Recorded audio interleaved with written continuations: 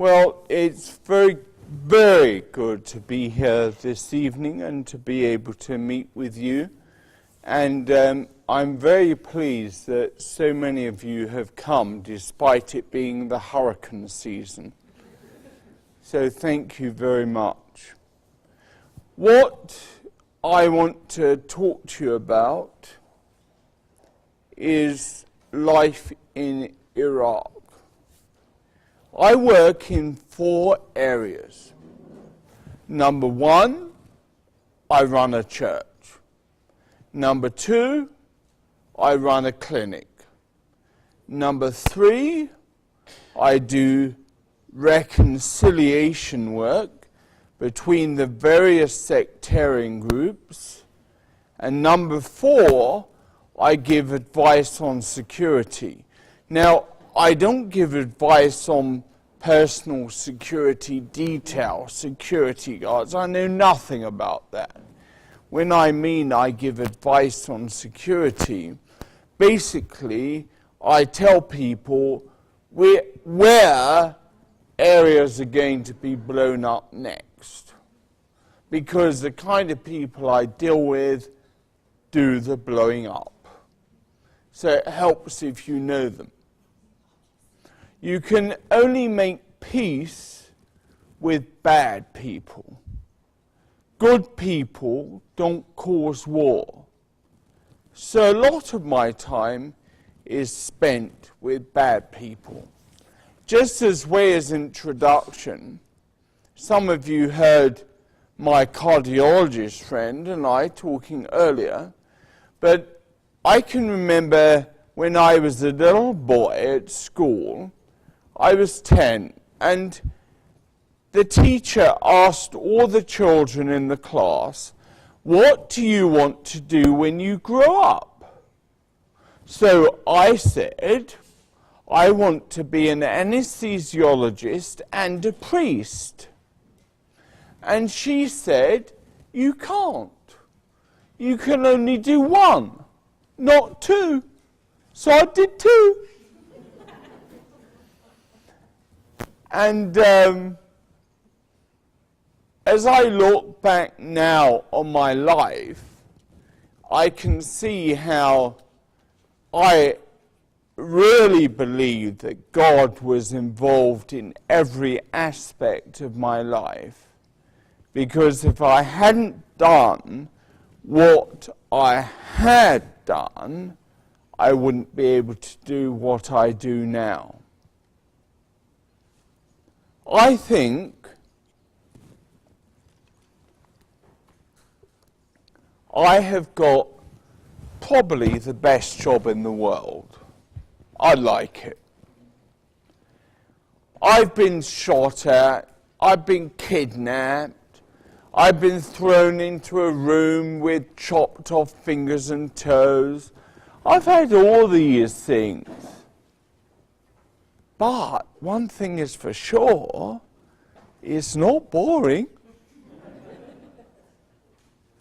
The other thing which is really interesting, it's just dawned on me this week, that most of my senior staff who work with me, I appointed them, or I told them they were going to work with me when they were between the ages of 10 and 12. Little children that I've seen at various churches that I've spoken at. And I've just been planning my next person who's taking over from Paul White, who's with me. And he was one of these boys that I told when he was 12, "One day you will come and work with me." Paul, I didn't know him as a child. He was just a student at Wheaton College. And I was speaking at his commencement, and I gave him a degree and a job. It's rather convenient, that. Works out quite well like that. Anyway, I live in a theodic crisis. Now, one of you theologians explain to people what I mean. Come on. Who's a theologian? None here? Have I come all the way here and there's not one theologian? Theodicy. You tell us.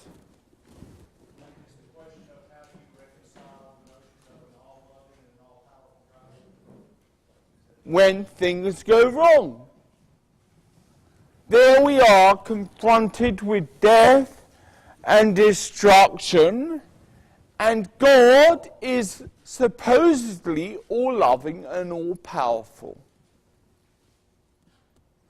I cannot really describe to you what life in Iraq is like.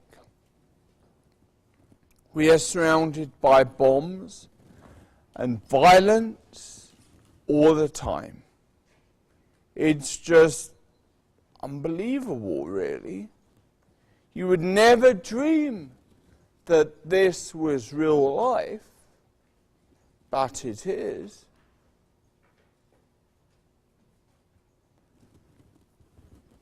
On the 31st of October 2010,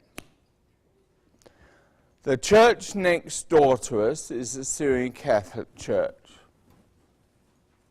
And some Al-Qaeda people came to church that day. They shot dead 58 of the congregation and the 2 priests. And they said, we want every Christian out of this country. They do not belong here. We are Islamic. The fact is that the Christians were there before the Muslims. We go back to the very beginning.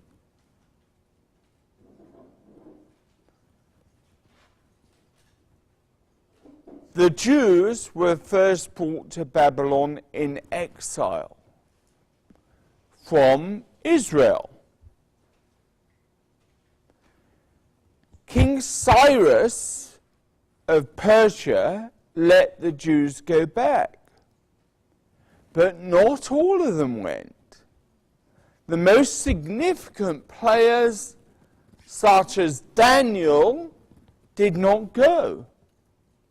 Why? Because he believed that even though it was via being taken into exile, God had called him there.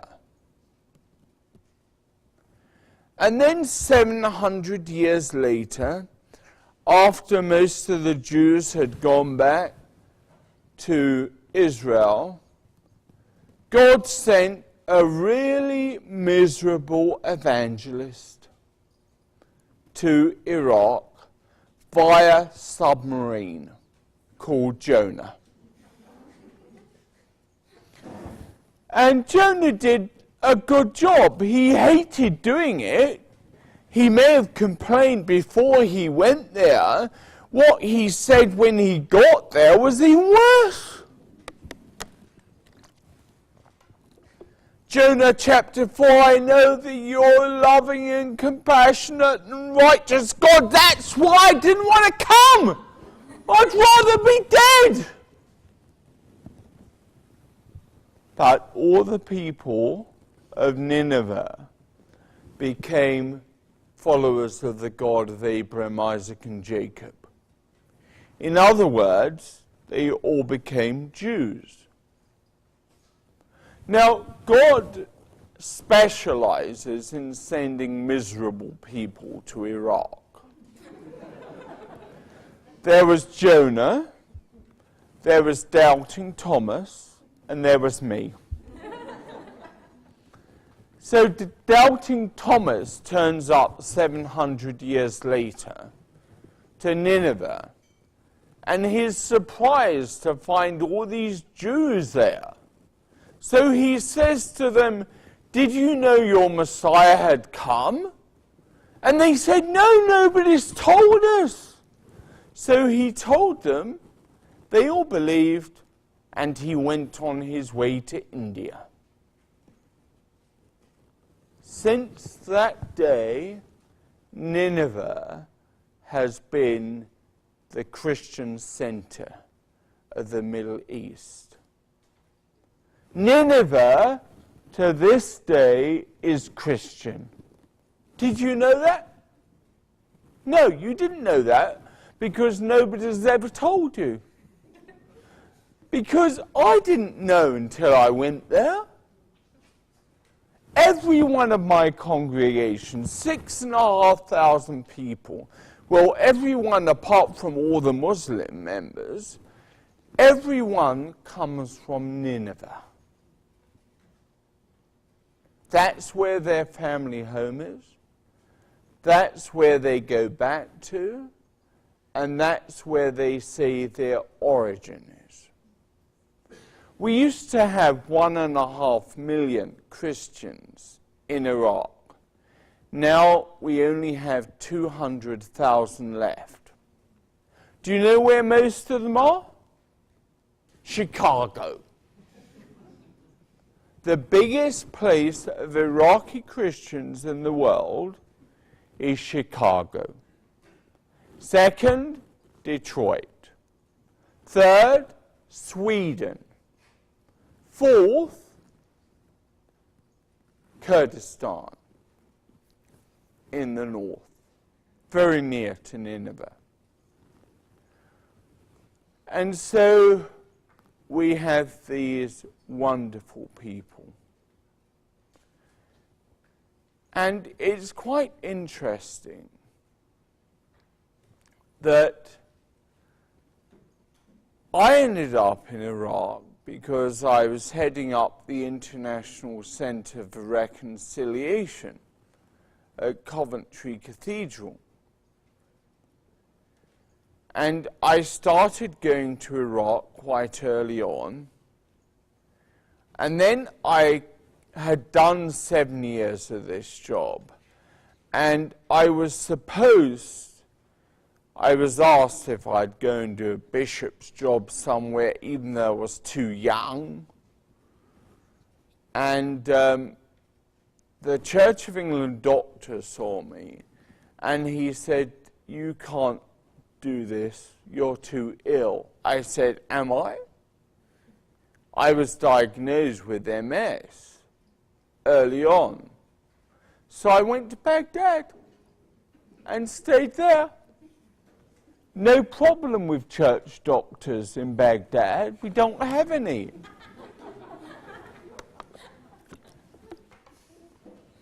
So, I had already started there our medical center. We had a very big feeding program. We had a school. We were quite a cosmopolitan community. In our clinic, 95% of our patients were not Christian. So we served everybody. 50% of our doctors and dentists are not Christian.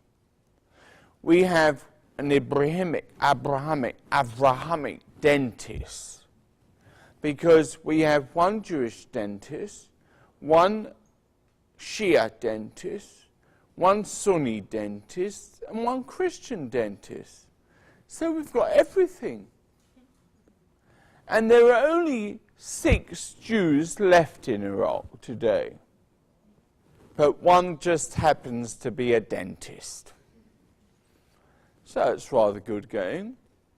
But in our clinic, we have general physicians, cardiology, pediatrics, hematology, but we also have something else. We have probably one of the best stem cell therapy units in the world in Baghdad, in our church.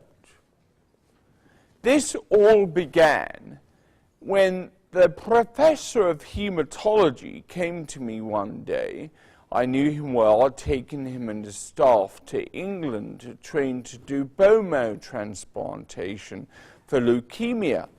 And he said to me, Andrew, you're getting worse.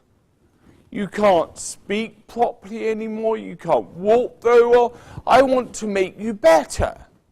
I said, everybody says that. Ah, he says, I've looked it up on Google. I said, right, good. What do I need? He said, you need stem cell treatment. I said, I know that is the case, but I'm not going to have any unethical treatment from embryos or fetuses or anything else. He said, no, I'm going to take it from your own stem cells, and we're going to break it down from the hemodynamics machine, and then we're going to inject it into your spinal space, and we'll see what happens. I said, Dr. Majid, have you done this before? He said, no. I said, when do you want to do it? He said, tomorrow. So he did. He took me first to the hematology unit at the University Hospital. He broke down my white cells into buffy coating and then stem cells, and he injected them number 3 and 4. And the next day, I was all right. Just like that. Yeah. And I just had the problems with the lumbar puncture. They always hurt.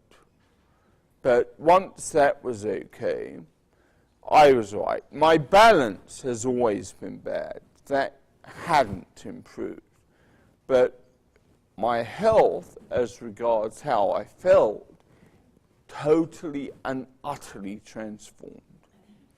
This was not a one-off treatment or cure.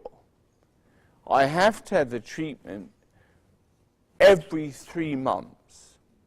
After 3 months, I start going downhill again. So we started doing on other patients. We have 3,700 patients now, and they are patients with MS, with ALS, with muscular dystrophy, as we would call it, and cerebral palsy in children. 80% of the patients have seriously improved. So it must be quite good. Seems to work. And there have been lots of articles written about it in various international medical journals. And we now have all the equipment that we need to do this kind of treatment. And where's General Greer? General Greer has raised the money to get all the machinery and equipment that we needed to do this treatment. And it works really well. So this is one of the bizarre things. There we are as a little church in the midst of violence, and we're doing all of this. The healthcare center is just one of the things we're doing. We are also providing food for our people. They have nothing. The poverty is so serious. To be honest with you, Our people are worse now than they were in 2003. And that's very hard for me to actually admit to and say. This kind of facility that we have has in a strange way been important in our reconciliation work. Now, I forgot something. I was telling you about the shooting of all the Christians, and I forgot about that. Forgive me, I'll go back to that now. So all these Christians were shot dead, and many more were massacred the following days. And people said to me, "What are you going to do about it?" I said, "I will see." We got together the most senior religious leaders, Sunni, Shia, Yazidi, Mandaean, Masihi, Christian, all of them. And we said, yes, we've got to do something about this. We work with all these people under the auspices of the High Council of Religious Leaders in Iraq, which I direct and I started. And we took all these leaders together to Copenhagen, to Denmark. And there we sat down, and for 4 days we worked out what needed to happen. How we could stop this violence. And as I said earlier, you can only make peace with people who are causing war. If you just get nice people together, nice people are nice. You won't achieve much. So we had all these serious leaders there. And then we decided we needed to draw up a fatwa, an Islamic injunction, between the Sunni and the Shia Islamic leaders. There hadn't been a joint fatwa before between the Sunni and Shia. Now, when I was at pastor, rector, vicar school, where they train you to be holy, you know the places? They didn't teach me how to write Islamic fatwas. Can you believe it? 5 years at Cambridge University, and nobody taught me about writing an Islamic fatwa. Do you know how I did it? There's a very good book called Islam for Dummies. And I read Islam for Dummies. Okay? So we got together, we produced this fatwa. We produced it in the early evening, we finished it after 4 days. The Islamic leaders got on the phone to the various really bad guys. You know, the guys I was working with were not that good. They were the ones who were really close to the bad guys. And they could give them instruction. And they did. The violence stopped overnight, completely. There were no more killings, no more violence against the Christian. The violence continues. The terrorism is so bad. Why? Who can tell me why? I'll tell you then. Terrorism is caused by people who feel they have lost. they have lost something.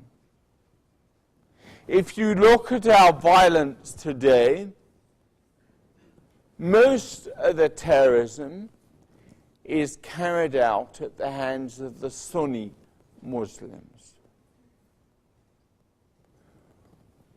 Saddam was a Sunni. All these Sunnis feel they have lost. What have they lost? They have lost their homes. They have lost money in de-Baathification, which was brought in under the regime at the very beginning, really brought in by the Americans and the British in 2003. They have lost influence politically. The country was controlled by the Sunni. Now it's controlled by the Shia. Al-Maliki, the Prime Minister, is a Shia. Most of the government are Shia. And so those who feel they have lost much know they have lost power. And so they are trying to show their power by causing violence, by killing the Shia majority. Most of their bombings nowadays are in Shia places, near Shia mosques, in Shia districts, in places that the Shia are known to control. And therefore, we see terrorism caused by those who feel they have lost. And you can name me any situation around the world. There's no excuse for terrorism, but it is those who have lost power who will be the most likely to cause terrorist activity. And who will they cause terrorist activity against? Firstly, those they perceive as having the greatest power. Yesterday was 9/11. Yesterday, we remember the awful atrocity of that day when Al-Qaeda militants attacked the very heart of the most powerful nation in the world. And where did they attack? They attacked the World Trade Centers because they were the sign of power, and they attacked the Pentagon because that was a sign of power as well. And so wherever you see this kind of activity, you see the same criteria being used. And so much of our work today is trying to keep the Sunni and Shia religious leaders on board and trying to work at peace between them. We have other people in Iraq, other groups, but they are minorities of minorities. They don't cause violence. There's no Christian militia. There's no Mandean militia. Who knows who the Mandeans are? They're really interesting. They're really wet. Who's a Baptist? Well, the Mandeans are far more wet than any Baptist. They are first mentioned in Job, chapter 1 and 2. They were the people who killed Job's people. But they then became the followers of John the Baptist. So they get married in water. They have services every week in water. And they have a cross, but hanging around the cross at the top is a towel. They need that. So they're the Mandeans. The group which has suffered most is not the Mandeans, not the Christians, it's the Yazidis. Who knows who the Yazidis are? You don't know much, do you? Right. Well, the Yazidis are known in Iraq as devil worshippers. They aren't, but they believe that God is good and the devil is bad. Therefore, you must never do anything to upset the devil. So they're quite nice to him. They worship on Tuesday mornings and they look at the sun. They're a little like the Zoroastrians. You know the Parsis, Iranian?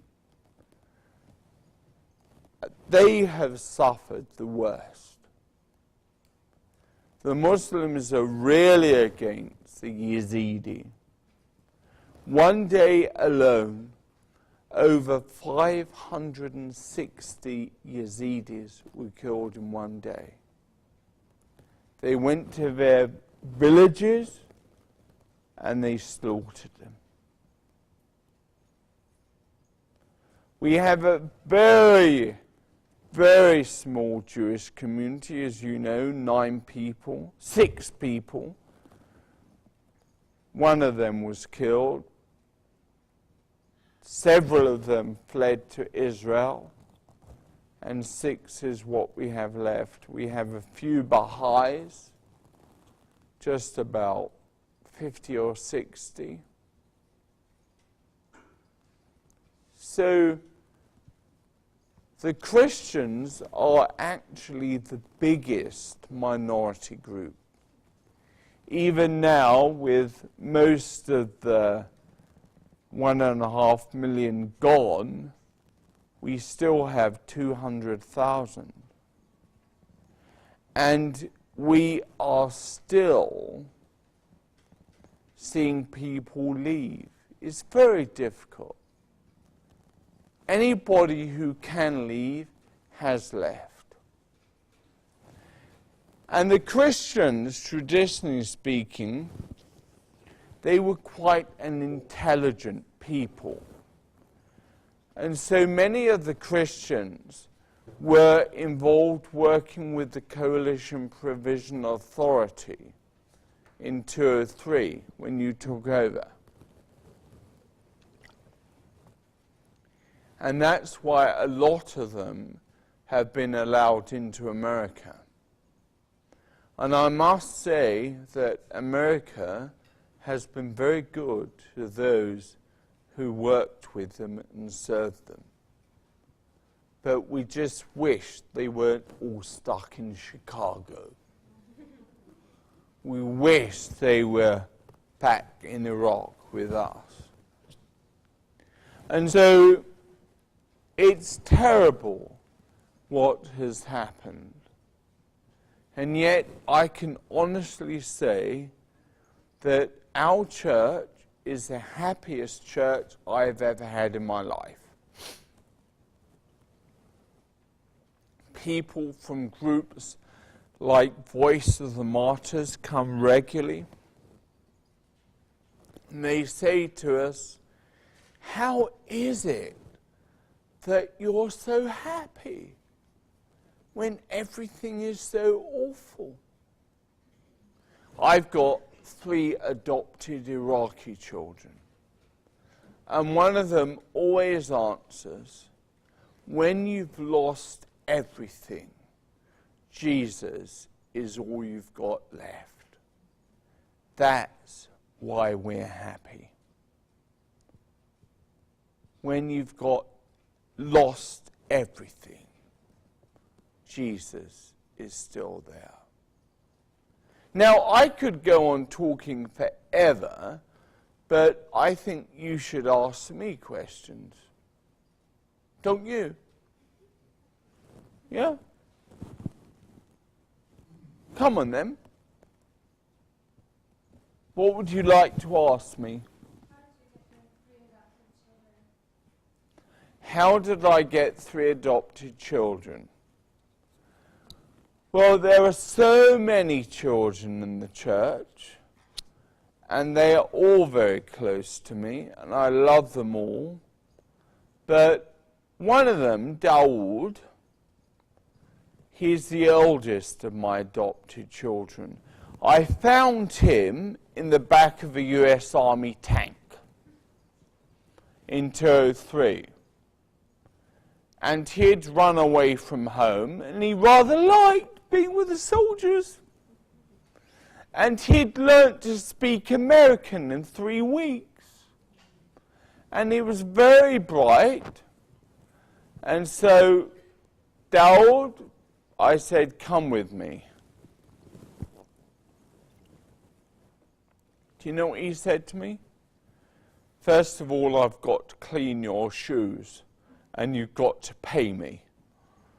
So I let him clean my shoes. He did complain that my feet were a bit big, being size 16. So then he came with me to the church, and he stayed with me ever since. The girls, Lena and Fuller,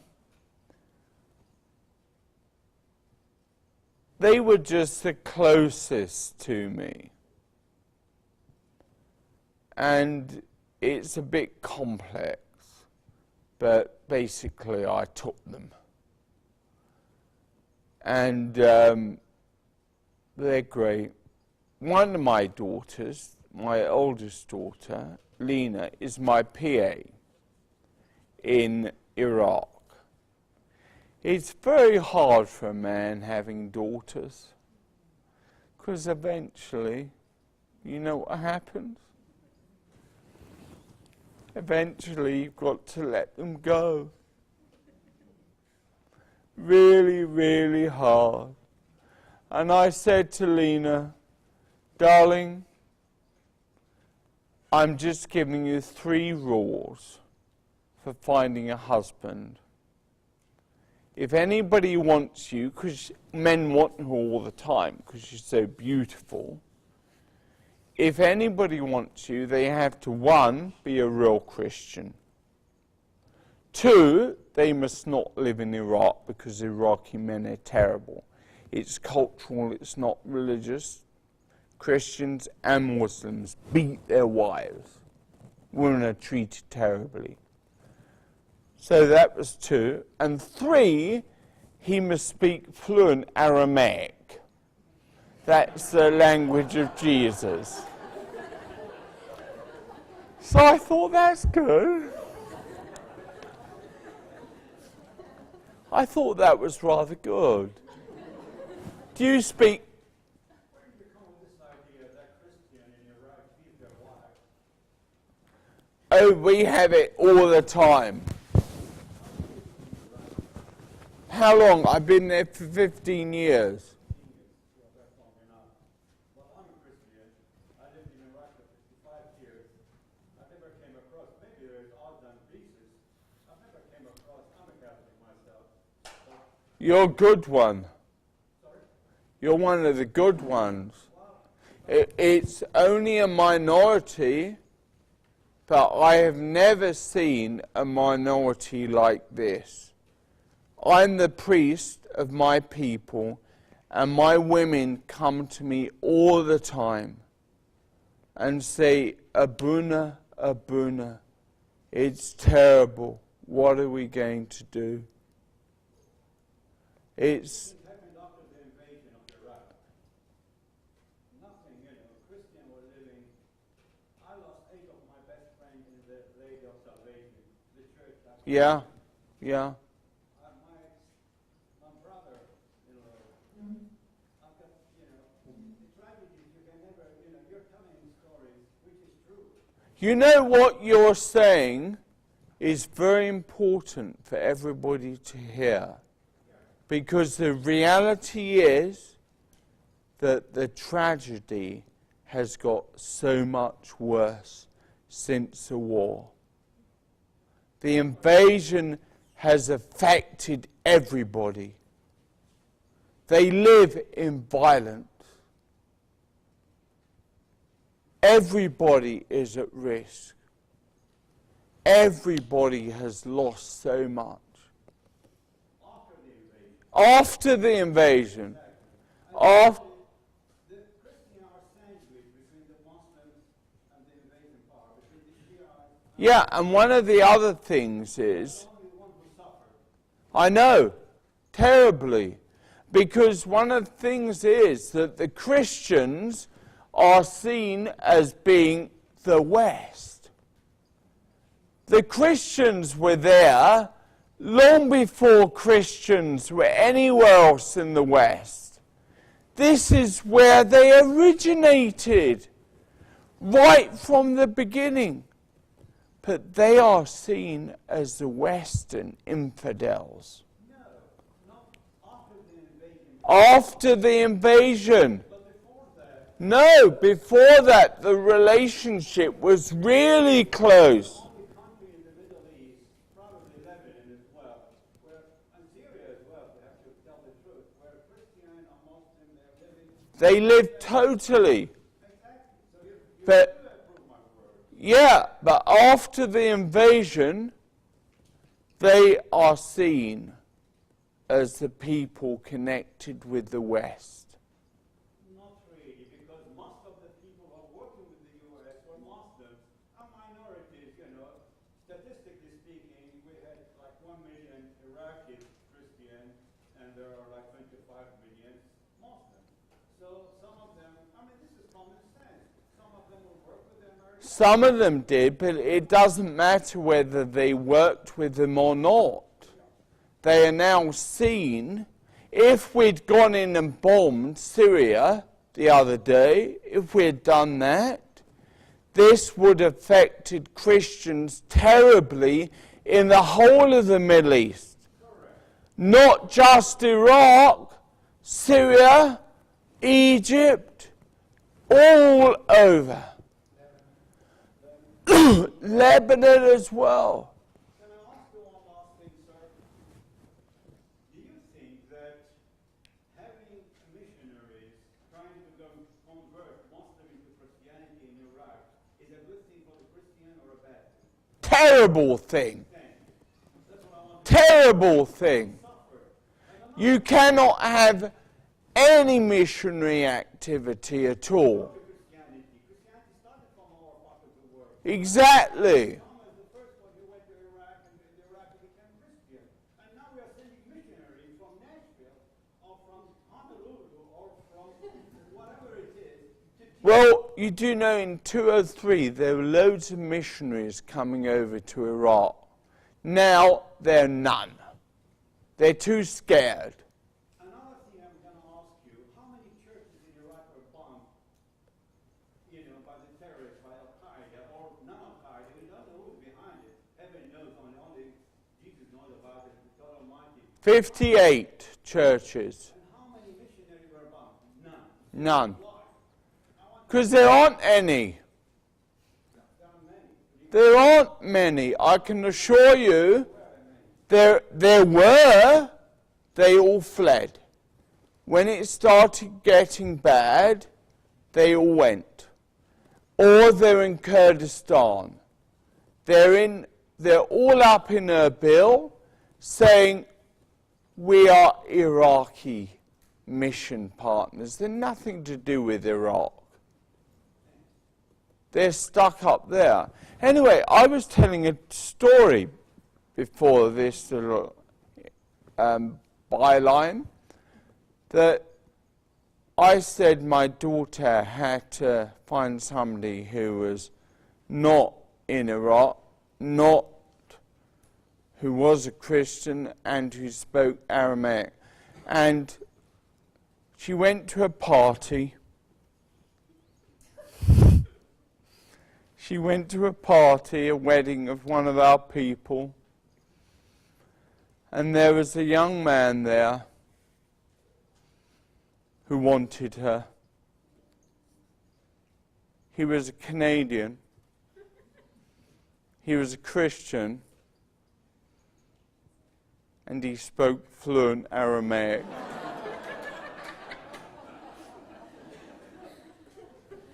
She is in Canada at the moment. I will go meet up with them on Monday again. I did their engagement 2 weeks ago. So, How old is she? 20. You see, in Iraq, engagement is more than engagement in the West. It's more like a religious betrothal. So they had their party and the priest blesses the rings. Shemid Baba, Brona, Brocha, Gusha. And then they wear their wedding ring on the right hand rather than the left. And when they get married, they move it to the left. Is that right? Yeah. Good. Shlonik Habibi. Kola Zain. They asked a question about, apart from the missionaries, the press reports indicated you were having quite a few conversions in your church. In fact, the church that the report I saw says that there were 14 conversions in your church, but that 12 of those conversions, the people who did convert, had been murdered for apostasy. I baptized 13 people who pleaded with me to baptize them. Not one of them had I gone out to and said, I want you to be a Christian. 13 people, 12 of them were killed that following week. I have 600 Muslims in my church. Not one of them have I asked to convert. Not one of them will I baptize unless they plead with me. And why have they come? Because of the clinic. They have come because they have seen that this is a place they are loved and cared for and treated in. Nothing to do with trying to convert them. That's true, because in the old days, they used to come to this church. If a lady, she's not having a child, she's going, go to the church and just... All the time. I have Muslims coming to me saying, will you pray for us? Will you get Mary to help us? Now that's not my tradition. I say, can ask Jesus. He's the son of her. And he can do it. You've spoken about a wide range of Muslim faiths.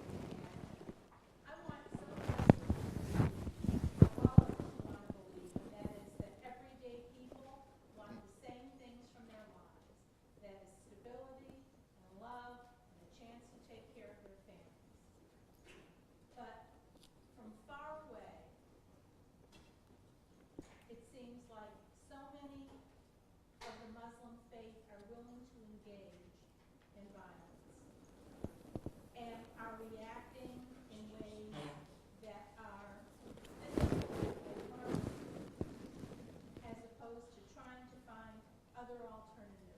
and it's rolling and rolling and rolling in that area. I wonder if you could just make some observations about how you see things in terms of that culture, because you gave a very wonderful story about meeting with the Shia and the Sunni leaders who are willing to come together and talk and try to create an environment where they can agree on something. Is that a model that we can hope for, or are we going to be living in a perpetual situation like we are now? Right, first of all, we all have to realize that the number of Muslims involved in terrorist activity is minute. It's a very small minority. And even in Iraq, most of those involved in that activity are not even from Iraq. They're people from outside coming in. But the way that the news presents Islam is that all Muslims are bad. They're all out to try and destroy us. What my friend said at the back is so true. Muslims and Christians have lived in total peace together in Iraq. They have not lived as enemies. For one good reason, because none of the Christians has tried to convert a Muslim into Christianity and vice versa. Nobody there to tell me a Muslim, why don't you be a Muslim? I'll break his neck. Well, I won't break his neck, but I'll tell him, mind your own business. I've lived here there for 5 years, I've never heard this question, thank goodness for that. But we have had, more recently, more Muslims trying to convert Christians. We have had, that never used to happen either. Muslims didn't try and convert Christians.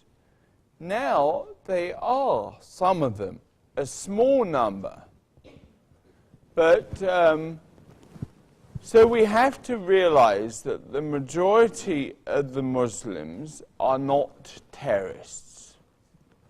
The majority of the Muslims are not against Christians. Most of these terrorists are from outside, the leaders. But one of the things you realize is that you can't buy peacemaking. You can only hire it. You know, the Sons of Iraq, set up by the American government, got so many of the Al-Anbar people on board to fight the terrorists, to fight against Al-Qaeda. They have now gone, the Americans. There's nobody to still support this Sons of Iraq, and so a lot of these same people have gone to Al-Qaeda, who pay them to be on side. And so this is why I say you can't buy peace, you can only hire it.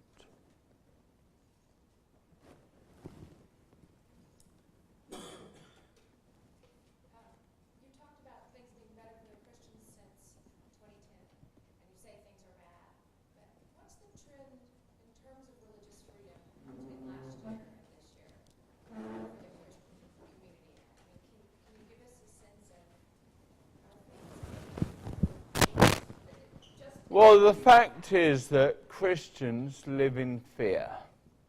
But it's not just Christians. Everybody lives in fear. There is no safety for anybody. And so often you hear these people going around the world saying, our Christians are so persecuted, we need help. I don't say our Christians are persecuted any more than the other people in Iraq. We all need help. We all have nothing. We all live in fear. And I can't describe the level of fear and brokenness in Iraq today. Just terrible. But you can't just say it's the Muslims doing this to us. I just thank God I'm not a Shia. If I was a Shia in Iraq today, I would be in far more danger than being a Christian in Iraq today. They are the people who are attacked most. Next one. Can you briefly describe what it was like to practice Christianity under Saddam? Because I think it's difficult for some of us to know what you faced before and now, even though it's gotten worse. Before, practicing Christianity was completely free and open. Wasn't it? Yeah, can I answer the question? Yes. Well, I'll give you a rough idea because I lived under Saddam till 1996, and I moved here for, well, economical reason, because my wife was an MD and her salary dropped off to 1991 from Yeah. $1,000 to $4. I used to be a flight engineer. My salary dropped from $5,000 to $4. It's many times ago. Probably I was against Saddam Hussein because he was too socialist. I said, you're right, because this country is the world. Socialism is good to India, to China, because you have to feed 13 million or whatever it is, 1300 million or something. But as far as the Christians are concerned, Saddam Hussein didn't give a damn whether, he's absolutely right, everybody was in danger. If you Yeah. were against him, that's it, it's finished. Whether you're a Christian, you're a Muslim, or you're a Jew. Everybody lived in fear. I don't say anything against him. I used to say a lot of us, the government, the but nobody heard me. The only thing, he was a protector of Christians. I remember in 1980 something, there was a law which was one of those Muslim fundamentalists, and he was the Minister of Education. He was a very prominent Muslim, and he said every Christian school is up to go. They just, kind of legislated a law that Christians should learn the Muslim laws and the Muslim Sharia. And I remember he was a friend, God bless his soul, the Archbishop. He went to Saddam Hussein and said, I want your permission to drive all the Christians out of Iraq. So why? He said, well, this is your Minister of Education, and he wanted all the, all the Christian schools there, like Father Ryan and St. Henry, St. Edward, there were a lot of Christian schools. My children went to those Christian schools too. And he said, that's why. We are not being treated equally. Why do we have to learn your theology when every day we are with Muslim, we know racism is in your right? He said, that's why I want to go out. He said, look, Mr. Bishop, the Archbishop, he said, Christian to Iraq, like a garden. And a garden without flowers is not a garden. That's what he's answered. And I have to be honest to history. So as far as Christian and Saddam Hussein time, they were treated equally. They were in a good shape, and no more, no less. Despite he was a brutal, maybe he was Dr. Jekyll, Mr. Hyde, he can cry for a baby crying, and he can kill 5,000 in one day. That's beside the point. But that's a fact, that's a fact of life, and the bishop would definitely agree with you. Did you know my friend George Sada? Yeah. Actually, the bishop of the Syrian Catholic Church was here in Vanderbilt. I invited him for a baptism when he came here. Good. And he was kidnapped for 9 days, and he was Yeah. almost they beheaded him, but I think they paid the ransom and they got him out. Absolutely. I heard a report that Saddam's entire household was Christian because he knew they wouldn't kill him. He knew he could trust them more. So many of his staff, people like Tariq Aziz, he could trust. Now I go and see Tariq Aziz in prison every Monday. He used to work in the airline and he used to chef.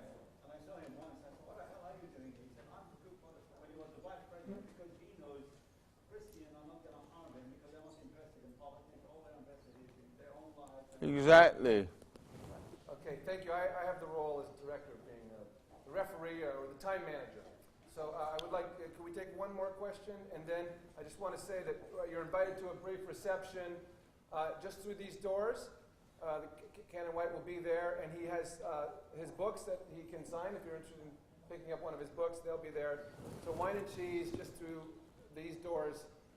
And can we just do one more question in the interest of time? Can I get David? So I wonder if you could leave us, and if you'll forgive the bluntness of this, or maybe even the insulting way that it might be obvious. I think unfortunately for a lot of us here in the States, we have been both ignorant of the Christian populations in Iraq and ignorant of the suffering of the whole population of Iraq, not just the Christian population. So what advice would you have for Americans who, even now at what would seem to Iraqis like a very late date, are realizing the suffering and want to stand in solidarity, both with the Christians but with the general suffering there? What advice would you have? I would say we need you to pray for us continually, and you need to help those of us who are trying to provide for all Iraqis.